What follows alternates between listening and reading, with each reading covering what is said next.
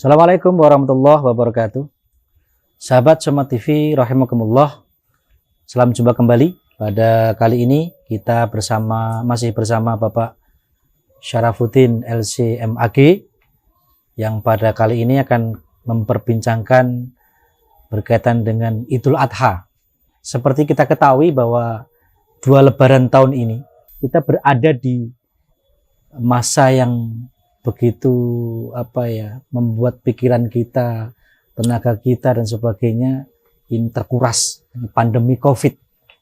Nah, bahkan ada protokoler dalam melaksanakan ibadah, bahkan dulu pernah dipending, tidak boleh sholat Idul Fitri, akhirnya diganti di rumah. Cuma kali ini tahun ini yang Idul Adha ada new normal, sudah ada new normal tapi dengan protokoler yang ketat. Nah, kita akan berbincang dengan beliau bagaimana mensikapi Idul Adha di masa pandemi ini. Assalamualaikum warahmatullahi wabarakatuh Pak Syarafuddin. Salam ketemu kembali. Pada saat ini kami akan mempertanyakan kembali berkaitan dengan sholat Idul Adha di masa pandemi. Menurut Pak Syarafuddin, bagaimana kita mensikapi sholat Idul Adha di masa pandemi ini yang harus dengan berbagai macam protokolernya. Terima kasih. Waalaikumsalam warahmatullahi wabarakatuh. Bismillahirrahmanirrahim. Terima kasih Pak Dwi. Kita kembali kepada tentang pelaksanaan ibadah Idul Adha. Idul Adha ini adalah satu di antara 2 hari raya yang ada dalam Islam. Sejarahnya sudah jelas. Ketika Nabi hijrah ke Madinah, kemudian orang Yahudi punya 2 hari raya, kemudian orang-orang penduduk Madinah itu punya 2 hari raya, Nirus dan Mahrajan. Kemudian dilaporkan pada Nabi, Nabi bersabda, lana idan. Kita punya 2 hari raya, Idul Fitri dan Idul Adha. Idul Adha ini, Idul Fitri ini wajib bagi pemerintah untuk melaksanakannya itu. Umat Islam melaksanakannya. Dia wajib, kalau pernah mengatakan itu sunnah muakkadah. Idul Adha, salat Idul Adha, Idul Fitri ini kena 1 kali dalam setahun. Kemudian bagaimana kita melakukannya dalam kondisi yang seperti ini, dalam kondisi yang seperti kita masih dalam suasana pandemi COVID yang 19 ini. Saran saya, jawabannya ini adalah saran saya kita mengikuti saran yang disampaikan oleh pemerintah. Kita ada Kemenak, ada organisasi-organisasi itu semuanya mendukung program pemerintah bagaimana agar penularan COVID-19 ini bisa sekecil mungkin, bahkan bisa hilang sama sekali.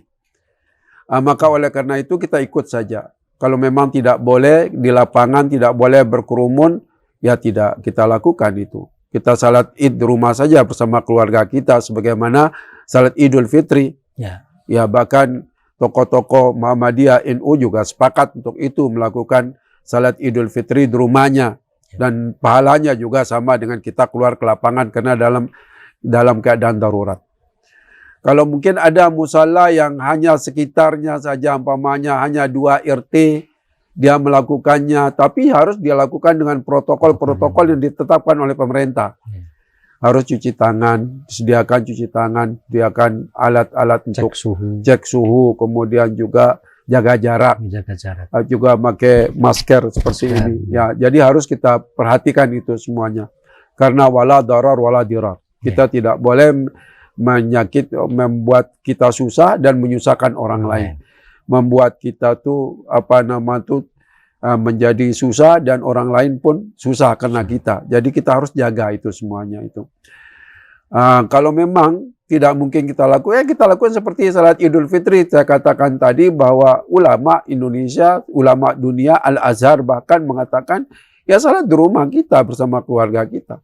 Dan tidak memungkinkan. Ya, karena itu tidak memungkinkan. Karena darul mafasid muqaddam ala jalbul masalih. Jadi kita menghilangkan mafsadah yang merusakkan kita lebih baik daripada kita harus dahulukan daripada kita mendapat kebajikan, seperti pahala dan seterusnya, ketemu sama teman-teman, silaturahmi. Kemudian kita sama-sama umpamanya pulang sama ketemu saudara-saudara yang tidak, ini lebih utama kita menjaga keselamatan itu daripada kita mendapat maslahat seperti itu. Terima kasih. Selanjutnya apa yang bisa kita ambil hikmah daripada Hari Raya Idul Adha saat ini? Ya, hikmahnya banyak sekali. Di antara hikmah yang kita bisa petik dari Idul Adha sekarang ini bahwa umat Islam ini harus belajar. Harus belajar tentang hukum-hukum Islam yang tidak seperti kebiasaannya. Ya. Seperti umpamanya kita dalam keadaan COVID-19 ini kita harus belajar. Kita harus tahu bahwa agama ini agama rahmatan lil alamin. Kita harus belajar, kita harus mengetahui bahwa Islam itu agama rahmatan lil alamin. Ya. Kita wala tulqu aydiakum ila tahlukati. Jangan kamu membinasakan diri kamu. Tidak bisa kita hanya mengambil teks, Allah Subhanahu wa taala sudah menjaga kita. Nggak mungkin kita kena kalau kita di masjid, apalagi salat. Siapa bilang? Terlalu percaya diri. Terlalu percaya diri itu tidak seperti itu. Saya sering sampaikan pada teman-teman, kalau itu pendapat kita berarti ulama Arab Saudi itu bodoh.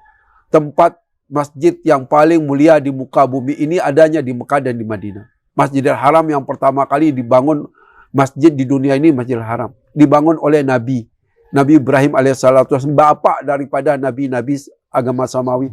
Kenapa mereka melarang orang salat Id di sana, salat tarawih, salat Jumat? Kalau memang Allah Subhanahu wa taala menjaga tempat-tempat seperti itu, jangan kita berpendapat seperti itu. Ya. Itu namanya fatalis. Itu tidak berikhtiar. Padahal tawakal itu harus kita mulai dengan ikhtiar.